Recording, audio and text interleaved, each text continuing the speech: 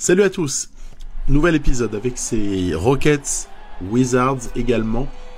C'est du My League, on est sur NBA 2K21 et quatrième vidéo avec les Rockets, sixième vidéo avec les Wizards. On va proposer les fins de playoff ici, playoff très très tendu et pour le coup très très indécis à ce stade.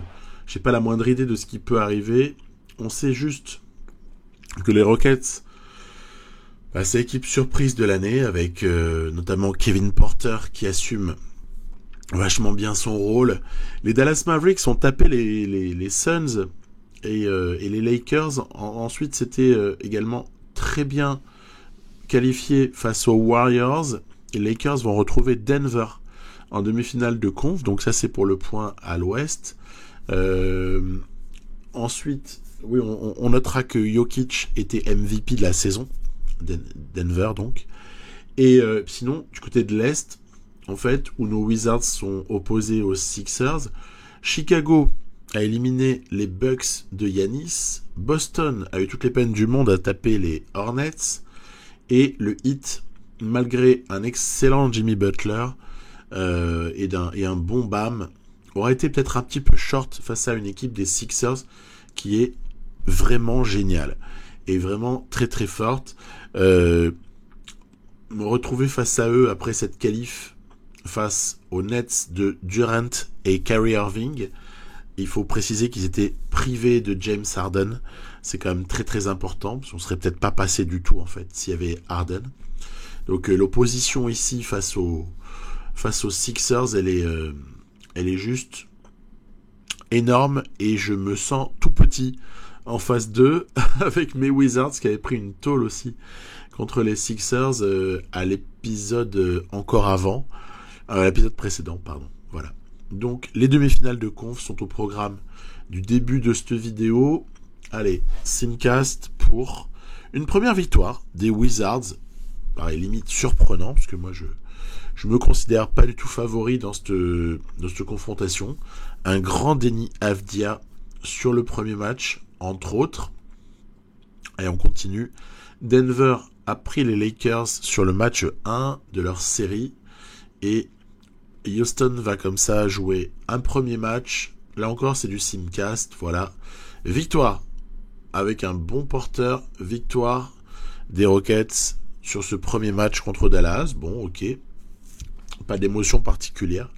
On n'est pas non plus surpris qu'une équipe comme celle-là résiste bien face à Dallas, mais attention, on a quand même l'inconnu Doncic. On va voir un peu comment ça peut se passer. 2-0 par contre, là je ne comprends pas. 2-0 pour les Wizards contre 49 points de Bill. Un match complet pour Avdija. Ouais, je comprends pas trop comment on peut déjà être à 2-0 pour Washington sur la série qui les oppose aux Sixers. Tiens, Chicago a perdu un match. Étonnant. Denver mène 2-0. Étonnant. Ils sont allés prendre les deux matchs à LA. Et voilà déjà le deuxième match dans la série en demi-finale des Rockets. Égalisation de Dallas. Bah tiens, voilà, ça fait une série plus indécise. On continue. On va aller simuler un troisième match entre les Sixers et les Wizards. Chose qui va être faite. Victoire très très courte des Wizards. Oui, mais voilà, en haut à gauche, vous le voyez, Covington est forfait pour 1 à 2 semaines. Il est out. Et peut-être que cette victoire ne suffira pas pour passer. Parce que Covington, si vous voulez, c'est le mec qui est que à 80. Mais je n'ai pas les moyens de remplacer Covington en fait. J'ai aucun joueur qui est comme Covington, en un peu moins fort même. Non, j'ai aucun profil similaire en fait. Si, il y aurait Gary Harris, mais il est beaucoup moins physique. Il a beaucoup moins de hauteur. Et du coup, le gros problème qui se présente, c'est le problème Ben Simmons. Comment tu fais? Parce que jusque-là, j'avais Covington sur Ben Simmons. Mais comment tu fais avec un Ben Simmons que les Sixers, intelligemment par le jeu, ont choisi de positionner en 3? Mais du coup, c'est pour ça que je tente Bonga, en fait. Parce que je me dis, le mec le plus athlétique et qui peut avoir un gabarit qui, on va dire, embête un petit peu Simmons, peut-être c'est bon gars. Et je mets Shannon dans le 5 au poste 2. On va voir ce que ça donne. C'est peut-être pas l'idée de génie du tout, hein. Peut-être que c'est une bonne idée. C'est la suite qui nous le dira.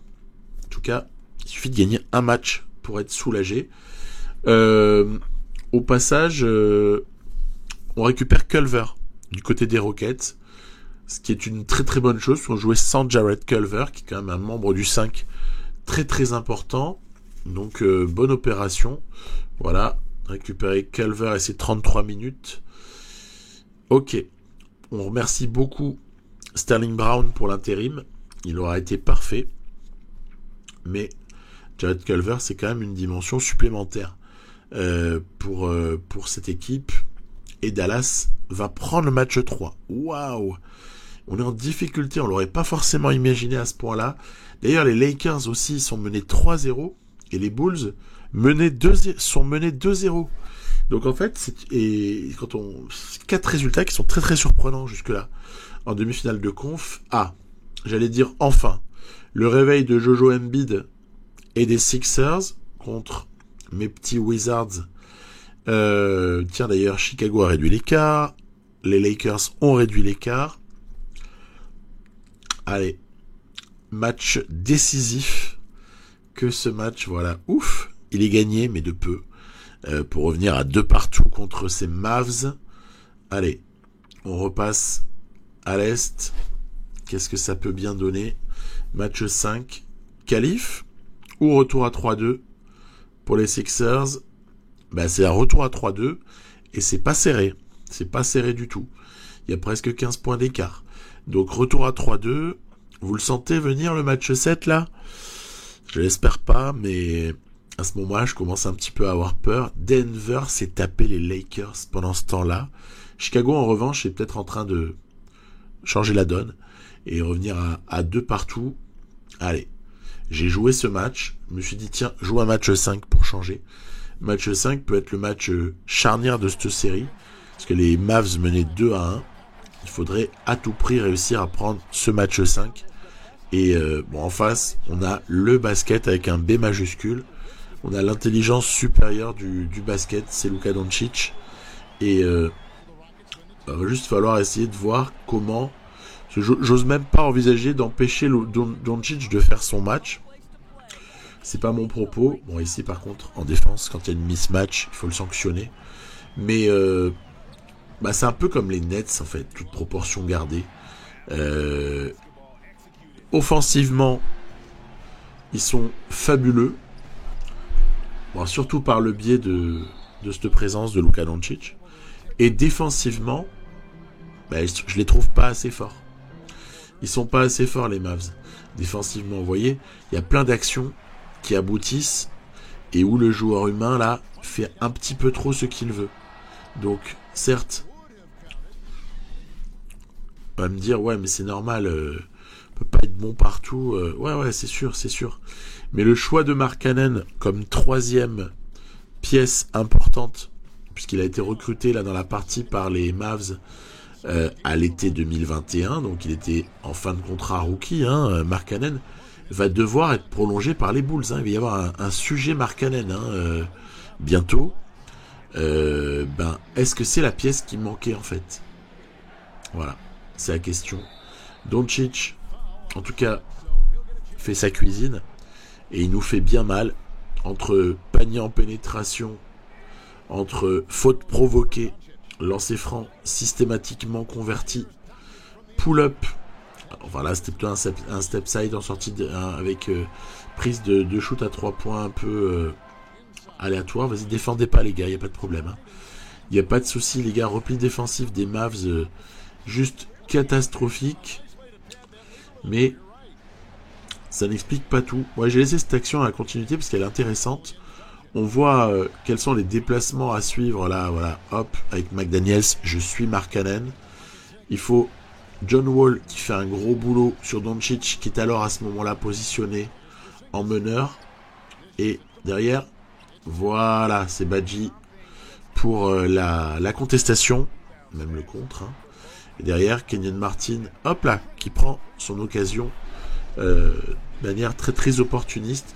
Il faut être opportuniste, il faut marquer au bon moment, croiser les doigts pour que par moment les Mavs fassent preuve d'une relative inefficacité, maladresse, faire en sorte que Doncic ait des shoots compliqués comme celui-là juste avant la mi-temps. On se retrouve à plus 6 avant cette mi-temps, avec quelques actions quand même qui étaient assez spectaculaires. Brunson par moment a été bon en sortie de banc. Culver aime bien la mi-distance à 0 degré, toujours pareil. Ça c'est du Brunson. Ça, on revoit Kenyon Martin Jr. Tout à l'heure, voilà. Et John Wall a fait du John Wall. Porzingis ne doit pas être oublié à 3 points. John toujours en pénétration. Et Badji a fait plutôt une bonne première mi-temps. Et honnêtement, notre pourcentage de réussite à ce stade-là, il est assez faramineux. Donc, ça ne durera pas. Ça ne durera pas parce qu'on ne peut pas être à 70% dans un match en entier. On essaye de profiter toutefois de toutes les opportunités de contre-attaque. C'est vrai qu'on est un peu plus athlétique qu'eux, hein. Même s'ils ont quelques joueurs qui sont pas mal, hein. Honnêtement, le petit... c'est qui? C'est Josh Green. Honnêtement, il a ses minutes. Il est pas ridicule. Hardaway, c'est pas non plus le mec le plus dégueulasse au niveau athlétique de la Terre. Après, c'est vrai que Markkanen, Porzingis, Doncic, c'est pas les qualités athlétiques de d'autres types, quoi. Donc là, en plus, si les choix de Doncic deviennent un peu contestables et nous permettent à nous ensuite de nous régaler offensivement, regardez, on va ressortir ici pour Nwaba, qui a de la chance, hein. Il a la main dans la figure, il arrive à mettre le shoot, donc c'est assez monstrueux. Ça défend pas si mal sur Doncic, sauf quand, comme ça, il arrive à se débarrasser du défenseur qui est pris dans un écran, auquel cas ça peut être mal. Ici, panier super important.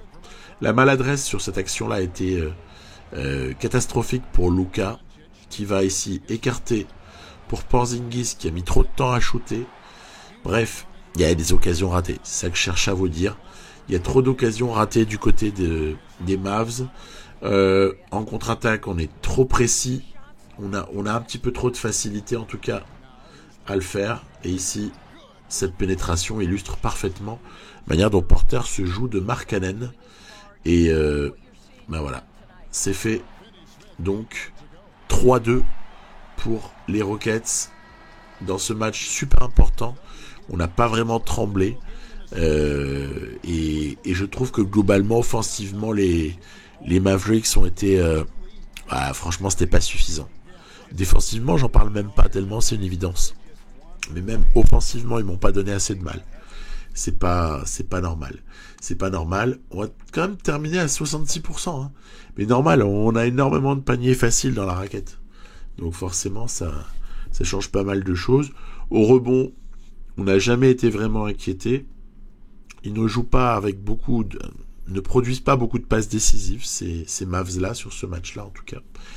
Et nous, on en produit, comme d'hab. La rotation est resserrée, hein, je l'avais pas encore évoqué, mais si vous avez vu l'épisode d'avant, vous le savez. Rotation est bien resserrée du côté des Rockets. Un grand Doncic n'aura pas suffi. Bon, après, la série n'est pas terminée, hein. Ils peuvent encore nous taper, hein. Allez, on continue. Que va-t-il se passer à l'Est? Ouais, on sait pas trop, hein. On sait pas trop, parce que tu mènes 3-0, tu te fais reprendre à 3-2, et puis tu te fais reprendre en fait à 3-3, voilà, avec un Simmons de gala. Ben oui, obligé, 21, 12, 13, 4 interceptions. Il va y avoir un match 7 dans cette série, et honnêtement, c'est pas la meilleure nouvelle du monde. Après, pour l'intérêt de la partie, moi je suis content. Je suis content, et même à la limite, on se ferait éliminer, on se ferait éliminer, voilà, c'est la vie. Hein. On a bien vu que ces Sixers semblent être une bête noire. Allez, simulation et qualification des Rockets qui l'emportent malgré un gros quatrième quart des Mavs insuffisant. Qualification, donc on aura les Rockets contre les Nuggets en finale de conf à l'Ouest. Voilà une affiche assez rigolote. Et du coup, il y a encore l'incertitude de l'Est avec Bah déjà, cette situation est défavorable un peu pour Chicago, qui reviendra à 3-3, on verra ça juste après. Mais surtout, je vais jouer le match 7 avec les Wizards. Maxey, Thybulle, Simmons, Harris, Embiid.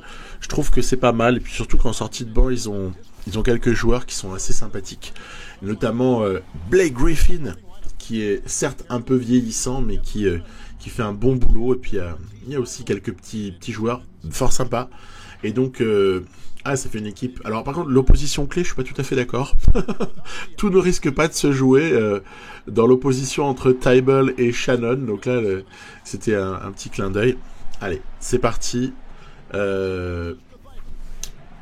Essayer de contenir finalement à la fois le talent de Embiid et également la super qualité physique de Ben Simmons, ainsi que la qualité de passe, comme on l'a vu à l'instant sur Tobias Harris. Bref, le début de match n'est pas à notre avantage. On prend même une sacrée fessée dès le départ, c'est assez terrible.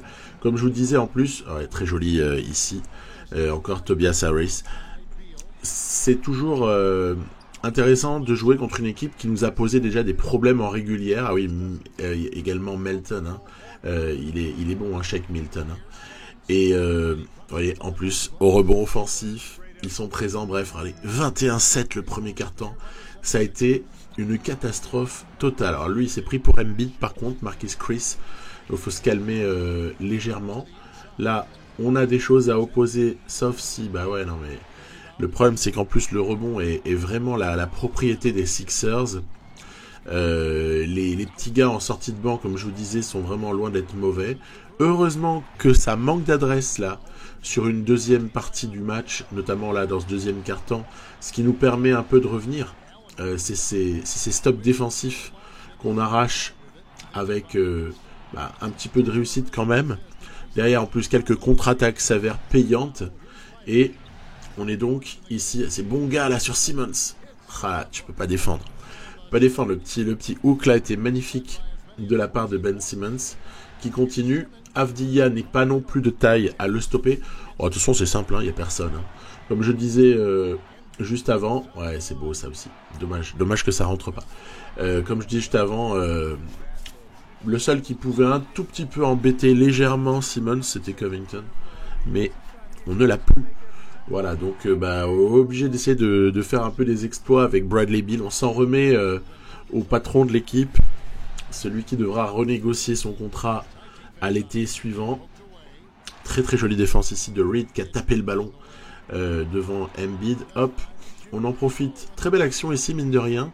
De venir dunker sur la tête de Marquis Chris, là c'était sympa. Bradley Beal est formidable en pénétration. Il n'est pas bon seulement qu'en shoot. À mi-distance ou à 3 points, il est vraiment bon partout et c'est une force offensive de toute première qualité. Attention, allez, on donne la balle. Vous voyez, en fait, on est en train de revenir après avoir de nouveau accusé un gros écart. On a pris le score pour peut-être la première fois du match ou presque. On a pris le score en cette fin de troisième quart et c'est même le petit bon gars, voilà, qui vient ici conclure pour nous passer à +4. Donc, incroyable mais vrai, on est peut-être moins mal parti dans ce match-là que ce qu'on l'a été par le passé face à ces Sixers. Donc, voir si ça dure, parce qu'après, quand tu auras le 5 dominant, on va dire, des Sixers, on peut avoir des surprises. Là, c'est RJ Hampton qui joue très bien le coup. Et ouais, parce qu'il est super fort. Quand Ball, tiens justement, joli panier de Lonzo Ball pour venir comme ça nous donner 6 points d'avance. Quand Ball était blessé, je m'étais même laissé aller à me dire qu'en fait Hampton assurait vachement bien l'intérim et c'est même à se demander si enfin bon, vous avez suivi ma pensée quoi. Quand tu vois en fait Hampton qui joue avec cette qualité là, tu te demandes si en fait autant d'argent, entre guillemets, il a un contrat à 22 millions la saison, je crois, Ball, là. Autant d'argent sur Ball, est-ce que finalement c'est un bon choix? Est-ce que j'aurais pas à mettre de l'argent ailleurs, en fait? Bon, ça, tout peut se discuter. Toujours est-il qu'on termine cette rencontre un peu en apothéose. On a encore vu Avdia à 3 points. Bradley Beal avait été très fort. Il a été à la fois présent au scoring, un peu à la passe. Bref, létal. Lui, il a un timing de shoot pour le coup que j'arrive vraiment bien à doser et à utiliser. Puis alors les pénétrations sont toujours fabuleuses. Hein, donc voilà. On est qualifié. Un dernier shoot raté ici de la part de ces Sixers envoie donc ces Wizards en finale de conférence Est. Mais là, c'est vraiment une surprise de taille parce que je n'imaginais pas une seule seconde passer les Sixers. Et puis finalement, sur ce match 7, c'est passé. En plus, le déroulement de la série était assez surprenant avec d'abord 3-0 pour Washington. Et puis ensuite 3-3. Et puis on se retrouve à jouer ce match 7 sans avoir le momentum. Donc ça aussi, je pensais que c'était peut-être un peu rédhibitoire. Et puis en fait, pas du tout. Donc, gros boulot des collègues de Bradley Beal qui termine, voilà, vous voyez, 36, 5 et 10. Pas mal quand même. Hein. Et puis derrière, ça contribue. Il y a 6 joueurs à au moins 10 points. En face, on peut pas dire que certains aient failli. Peut-être Maxi, ouais, il aurait pu prendre un peu plus de shoot. C'est Table qui a pas mal noyé. Mais sinon, non, globalement, les gens étaient à leur niveau. Et ça se joue à peu hein, à l'arrivée. Hein. C'est notre adresse contre leur maladresse. Bref, que va-t-il se passer entre Chicago et Boston ? Écoutez, ça, on va le voir. Mais d'abord, il y a ce retour de Covington. Donc ça, c'est essentiel si on veut avoir la moindre ambition pour ce qui va suivre. Essentiel retour de Covington. Bon gars perd 6 minutes, c'est normal, il va se rasseoir un petit peu sur le banc. Et Shannon, évidemment, aussi a un temps de jeu qui est forcément réduit. Mais c'est pas bien grave, il est rookie, Shannon, et il ne râlera d'aucune manière. Donc on retrouve un peu notre constitution d'équipe. Quand même, il y a une grosse différence avec le début d'année, c'est que j'ai switché Avdia et Covington. Hein. Simuler le tour, c'est une qualification pour les Bulls. Les Bulls, premiers de l'Est face aux Wizards, deuxième de la saison régulière. Écoutez, il y a une certaine logique. Hein. Et de l'autre côté, c'est 1 contre 3. Tiens, ça commence très très mal à l'Est pour les Wizards qui encaissent une défaite monumentale. Chicago est vraiment très impressionnant. On aura l'occasion de les voir, hein, mais c'est Chicago qu'on connaît, avec Lavin, avec Vucevic, avec petit Williams, le petit meneur là dont j'ai égaré le nom à l'instant, et qui est évidemment qui s'est fait piquer sa place par KD Cunningham. Bref, Chicago vraiment balèze. Et là aussi, je vois un peu cette équipe au-dessus, en fait. Même si on égalise comme ça hein, partout, je les pense largement au-dessus de ces Wizards. Donc on va voir un peu ce que donne la série. De l'autre côté, Houston a gagné le premier match face à Denver, donc qui était 3e, qui avait tapé les Lakers 2e de la régulière. Donc petite surprise quand même ce 4-1. Mais ça continue en fait pour les Rockets. Hein, les Nuggets doivent s'incliner et pas qu'un peu. Hein, à l'instant, le match 2, c'était quand même plus de 20 points d'écart. Allez, un partout. On continue. Simulation du 3e match de la série Bulls-Wizards. Et ouais, prise du pouvoir par les Bulls.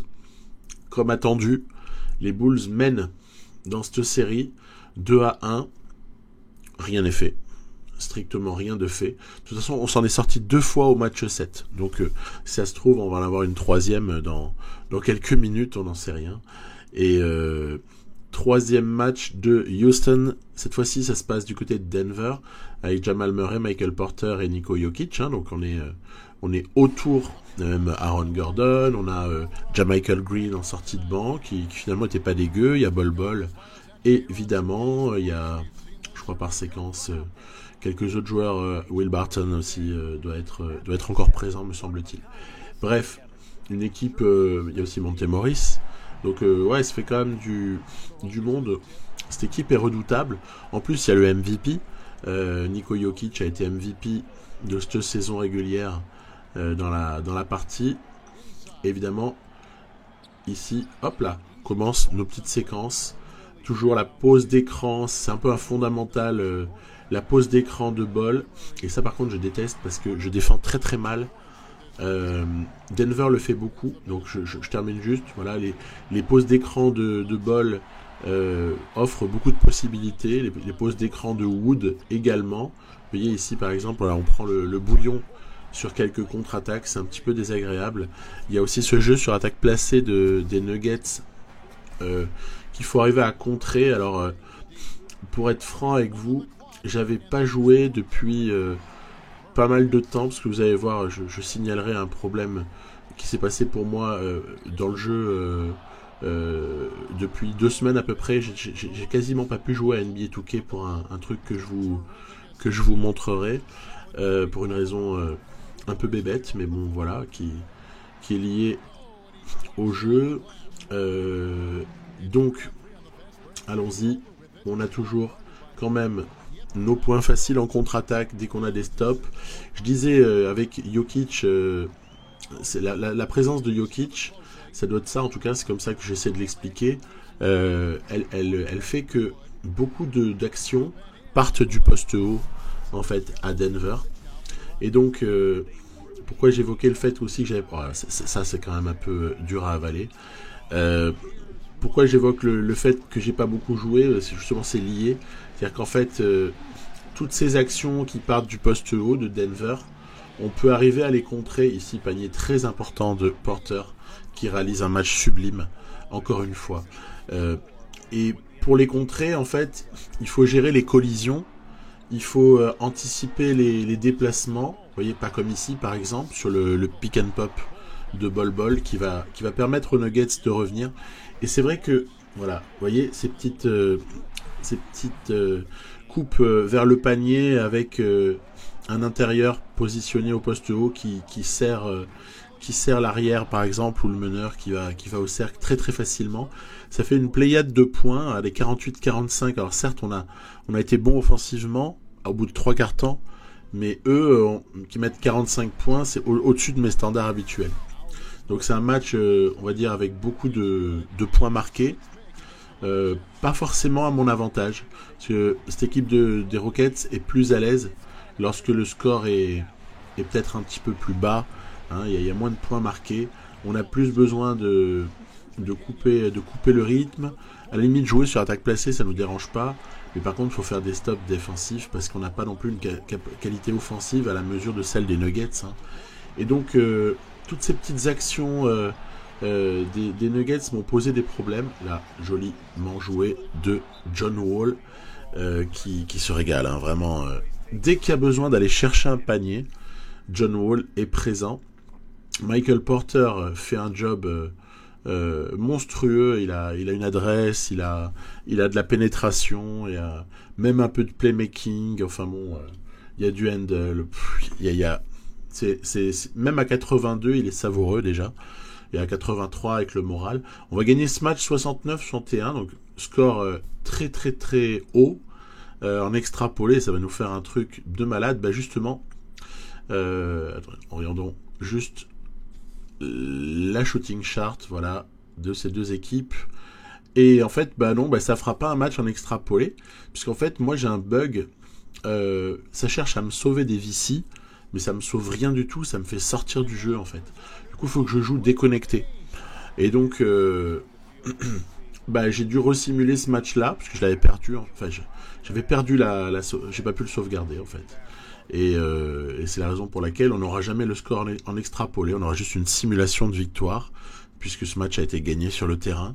Mais donc, ça c'est un bug du jeu, je l'ai résolu très tardivement, et ce qui m'a permis d'ailleurs de boucler, de pouvoir proposer cet épisode, mais j'ai dû passer 10 jours ou 12 jours sans pouvoir jouer un seul match à cause de ça, parce que dès que je jouais un match, en fait, ça refusait de sauver. Chicago mène 118, a gagné 118-117 le match 4. Oh là là, il était décisif celui-là. 3-1 pour Chicago, ça sent mauvais pour les petits Wizards. Du côté de Houston, par contre, c'est vrai qu'avec cette 3e victoire, l'essentiel a pour le moins été fait, et on va essayer de rejoindre pour voir si on est capable de conclure comme ça ici avec quelques points d'avance. Figurez-vous que, aussi bizarre que ça puisse paraître, on va alors certes reprendre un peu le match, mais il y a eu quelques paniers faciles que j'ai concédés à la reprise. On avait 3 joueurs dehors, exclus pour 6 fautes. Tous nos intérieurs en fait. Badji exclu, Wood exclu, je sais plus quel autre joueur était aussi exclu. Ce qui fait qu'en fait, on se retrouve à devoir bricoler un petit peu. On va avoir ici une action, heureusement, suite à ce stop défensif qui va envoyer Porter sur la ligne, et puis on va conclure ça dans le fall game. Mais match compliqué sur la toute fin. Et encore une fois, on sait, quand on rentre dans un simcast, on peut découvrir tout et son contraire. On peut avoir plusieurs joueurs qui sont à 6 fautes, mais sinon on peut aussi avoir notre 5 majeur qui est relativement épargné. Bref, on a compris, la compatibilité de Denver avec Houston n'est pas phénoménale, et ils ont subi la loi des Texans. 4-0, qualification pour les finales NBA pour cette équipe des Rockets, décidément tellement surprenante. Avec quand même, je rappelle, 72-10 en saison régulière, ce qui est un total que je pense pas avoir fait depuis longtemps avec une de mes équipes. Et puis sinon, on va dire au revoir. Parce qu'à 1-3, j'ai simulé. Et puis la simulation, il y a 30 points. Il y a 30 points, on a compris. La simulation, elle nous emmène là où elle doit nous mener, c'est-à-dire élimination des Wizards face à ces Bulls qui étaient décidément bien trop forts pour eux. Déjà que pour les Sixers, c'était pas loin, et que les Nets, on est passé peut-être parce que James Harden était blessé.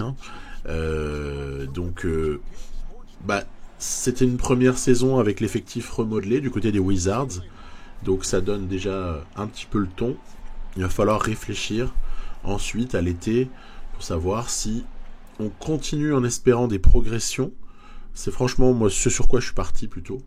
Mais bon, ça peut encore évoluer. Ou est-ce que on décide de casser encore 2-3 petites choses? Franchement, à voir. Moi, j'aurais bien envie de continuer au moins une saison à laisser pousser mes jeunes, que ce soit Avdia, que ce soit Alonzo Ball, le petit rookie Shannon, etc., etc. Jarrett Allen semble avoir atteint le plafond. Bon, on en reparlera. Je vous parlais des Bulls. Les finales NBA sont là. KD Cunningham, Zach LaVine, Patrick Williams, Tadeusz Young, un bon Tadeusz Young à 82, à côté de Niko Vucevic, Kobe White, voilà, j'avais oublié son nom, Kobe White, avec aussi Malik Beasley qui sort du banc, énorme, ils avaient bien récupéré ça, Enes Kanter, donc il y a Troy Brown aussi, c'est pas mal, c'est une équipe qui est assez solide, et donc est très excitant à jouer avec ces Rockets, pour lesquels je gardais ma rotation habituelle. Pas de chichi. On a gardé Badji dans le 5, McDaniels qui sort du banc avec de grosses minutes, et une rotation relativement resserrée. Quand on rentre aussi, il peut se passer ça. Voilà. C'est-à-dire qu'en fait, on est direct sur la mise en jeu. Ils vont nous trouver un peu de post-up là avec LaVine. LaVine qui va se régaler sur la toute fin de ce premier match. Donc bon... je crois que la messe est dite. Zach LaVine aura permis aux Bulls d'emporter ce match 1 de fort belle manière sur la fin. Je n'ai absolument rien su faire face à ça. Il faut dire que ça, c'est un peu la faiblesse de ces Rockets, c'est devoir défendre face à un énorme arrière comme LaVine. Kevin Porter est bon. C'est pas un mauvais défenseur, mais il n'est pas élite. Autant sur l'aile, j'ai plus de possibilités. À l'intérieur, je peux essayer de contenir les gros pivots adverses. Tiens, importante la victoire au match 3. Autant John Wall également tient super bien son poste sur la défense des meneurs adverses. Par exemple, Murray n'avait presque pas existé. Et c'est pas le seul. Doncic avait été bien embêté à des moments. Pareil, Ja Morant au premier tour. Attention, match... Ouf, oh là là là là. Ça y est, on s'envole. 3-1 dans la série. 3-1 dans la série. Les Rockets sont en position, peut-être pour le titre, à ce moment-là. Et mauvaise nouvelle. Jarrett Culver, névragie du dos. Et il y en a pour toute la saison restante. Alors comme c'est les finales NBA et qu'il en reste pas beaucoup à jouer, probablement, je vais quand même tenter d'alléger juste un peu Culver en minutes, d'intégrer Sterling Brown, je réduis un peu Kenyon Martin et on va jouer à 1 de plus en laissant l'ami Culver à 27 minutes parce que sa névralgie du dos elle lui a provoqué un -5 en overall. C'est au lieu de 78, il est à 73. Mais bon, c'est pas non plus le drame de l'année. Puis là, vous vous doutez bien, on va essayer de recevoir pour aller chercher ce trophée Larry O'Brien et essayer de l'obtenir à domicile. Hein. Ce serait la petite cerise sur le gâteau quand on mène 3-1. On a envie de conclure. Voilà, donc que dire si ce n'est que cette équipe de Chicago, je l'ai jouée très certainement avec un petit peu trop de décontraction, mais aussi, comme je le disais juste avant, en faisant face aussi à une certaine insolence par moment. C'est qu'en fait, j'avais l'impression que, à part Lavine, je pouvais stopper pas mal de monde, mais sauf quand on a ces actions où les mecs se font contrer. Dès le début de match, en fait, 2 fois, Pivot se fait contrer, et derrière, il conclut, parce qu'en plus, il prend le rebond, quoi. Bon, heureusement que nous, on a un peu d'adresse en face, notamment par le biais de Jaden McDaniels. Les contestations de Badji sont toujours là. Quand Wood n'est pas sur le terrain, l'attelage Badji-McDaniels fait des ravages. Hein. Il n'y a pas de problème. Puis quand Wood est là, il est énorme aussi. Hein. Donc, on joue à 3, certes, à l'intérieur. C'est pas beaucoup de jouer à 3. Là, j'ai tenté un truc. Oh là là là là. Il a pas de shoot, hein. Il a pas de shoot, Badji, le pauvre. Voilà, très très joli contre-attaque, magnifiquement conclue par Zach, qui permet finalement aux Bulls de coller à la mi-temps et d'être très très proche. Il y aura eu, là encore, trop de paniers faciles. Je vous disais que j'avais joué avec un peu trop de décontraction. Trop de paniers faciles laissés à cette équipe des Bulls, notamment sur contre-attaque. Je crois qu'ils vont avoir en tout un différentiel de plus de 10 points marqués sur cette mi-temps, juste sur les points en contre-attaque en fait. Ça c'est quelque chose que je ne laisse pas à ce point-là d'habitude. Le seul qui fait vraiment son match jusque-là, c'est un peu Badji. Il y a John Wall aussi qui est très bon à la passe, mais la première mi-temps n'était pas exceptionnelle, surtout que je n'ose pas entreprendre grand-chose avec Culver puisqu'il est salement blessé. Là, il est chargé de défendre sur cette action, par exemple, qui est assez emblématique, où enfin je vais réussir à obtenir un stop défensif. Voilà, ouf. Là, c'est mon premier, quoi. En tout cas, c'est limite l'impression que j'ai, c'est que jusque-là, on n'a pas réussi à stopper, on est obligé de faire des fautes comme ça. Ici, c'était Nwaba qui a été à la faute sur Zach Lavine, lequel convertit systématiquement ses lancers francs. Et en fait, le match est anormalement serré. C'est-à-dire qu'en fait, je les maintiens dans le match. Voilà.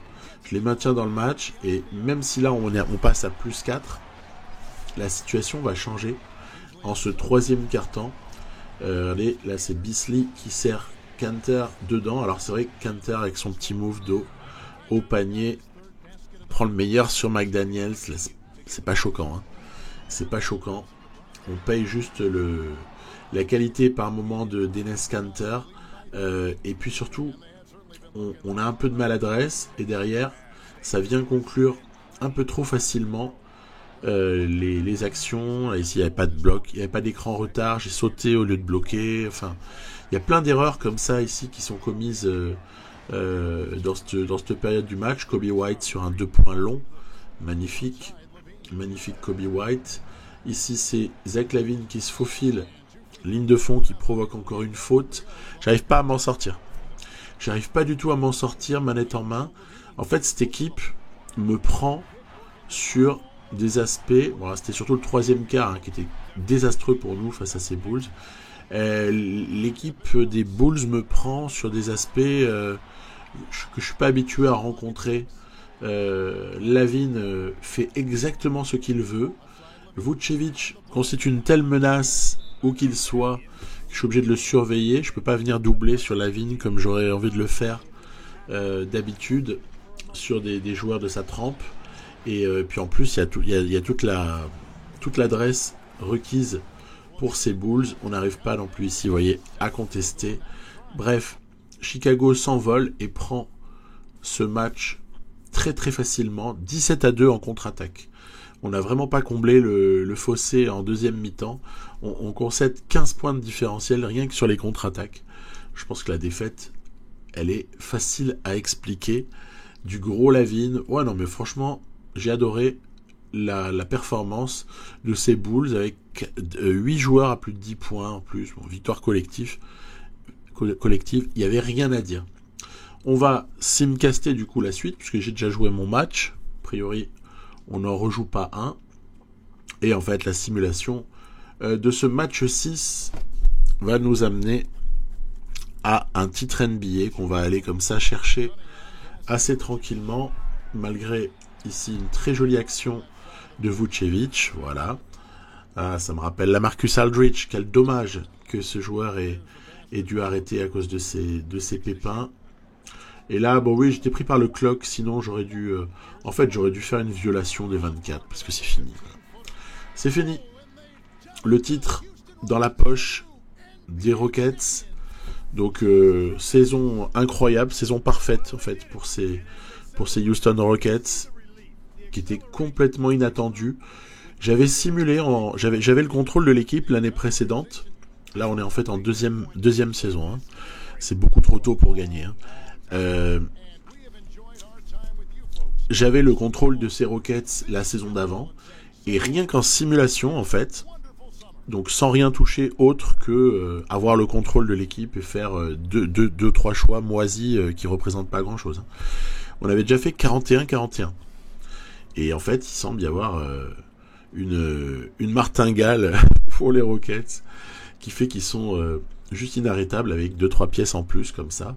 Du coup, est-ce que profite du cap space pour les renforcer à l'été ou est-ce qu'on continue comme ça avec cette équipe? J'aurais bien envie de continuer, je vous l'avoue. Christian Wood tient MVP des finales, c'est parfait. Parfait, fait plaisir pour le garçon. Donc à voir ce qu'on en fait. Je vous proposerai assez prochainement la suite de cette partie. On va être à l'été 2022. Il va falloir s'occuper un peu des Wizards, voir si on utilise notre cap space ou pas du côté des Rockets. Et puis je vais intégrer des équipes. Je vais intégrer le OKC sur lequel je vous avais laissé et le Phoenix sur lequel je vous avais laissé. En gros, je rajoute 2 modèles que j'ai déjà construits dans d'autres parties pour un peu s'amuser à confronter les modèles à l'ouest. Les Rockets vont donc avoir affaire à OKC, à Phoenix notamment, parce que les autres peuvent aussi jouer un beau rôle. Et puis, je suis tenté par un rebuild des Indiana Pacers, où on devrait faire un peu de ménage, je crois. Voilà. À bientôt. Bye bye.